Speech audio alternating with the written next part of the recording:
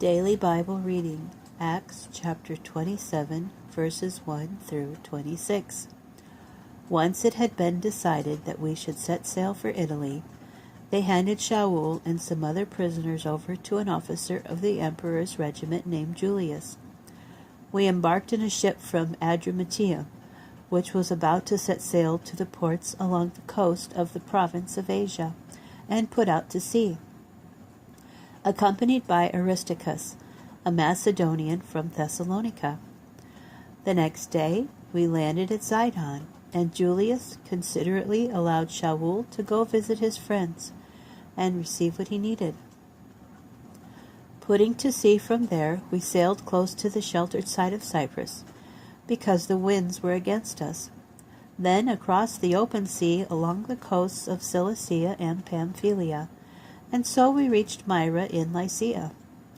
There the Roman officer found an Alexandrian vessel sailing to Italy and put us aboard.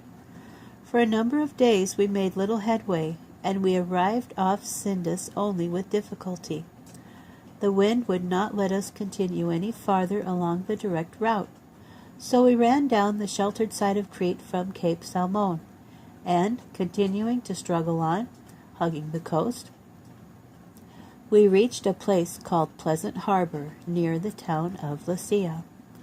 Since much time had been lost, and continuing the voyage was risky, because it was already past Yom Kippur, Shaul advised them, "Men, I can see that our voyage is going to be a catastrophe, not only with huge losses to the cargo and the ship, but with loss to our lives as well."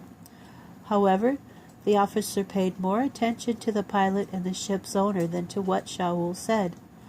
Moreover, since the harbor was not well suited to sitting out the winter, the majority reached the decision to sail on from there in the hope of reaching Phoenix, another harbor in Crete, and wintering there, where it is protected from the southwest and northwest winds.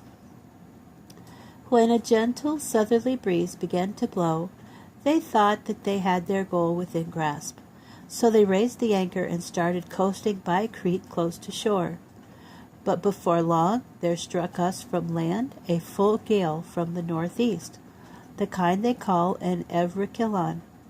The ship was caught up and unable to face the wind, so we gave way to it and were driven along. As we passed into the lee of a small island called Cauda, we managed with strenuous effort to get control of the lifeboat. They hoisted it aboard, then fastened cables tightly around the ship itself to reinforce it.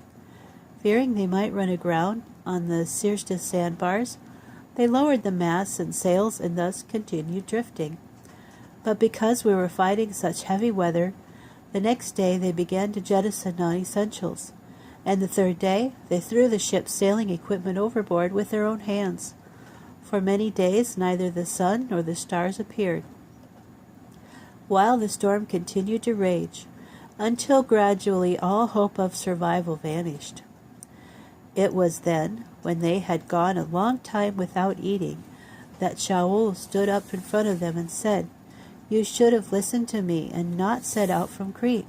If you had, you would have escaped this disastrous loss. But now my advice to you is to take heart, because not one of you will lose his life. Only the ship will be lost. For this very night there stood next to me an angel of God to whom I belong and whom I serve. He said, 'Don't be afraid, Shaul. You have to stand before the emperor. Look, God has granted you all those who you are sailing with. So men, take heart. For I trust God and believe that what I have been told will come true. Nevertheless, we have to run aground on some island.'"